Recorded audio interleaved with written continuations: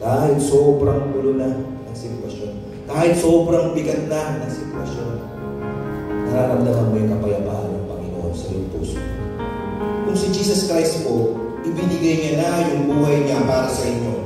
Ang tanong po, ano pa po yung hindi niya kayang ibigay para sa inyo? Kung si Jesus Christ namatay na sa krus para sa inyo, ano pa yung hindi niya kayang bigay para sa inyo? Para sa atin?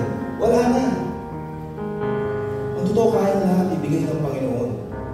Alam niyo po, pag lagi tayo sumusunod sa Panginoon, lagi natin tinitingnan yung Panginoon, masundan lang yung Panginoon sa mga gagawin natin.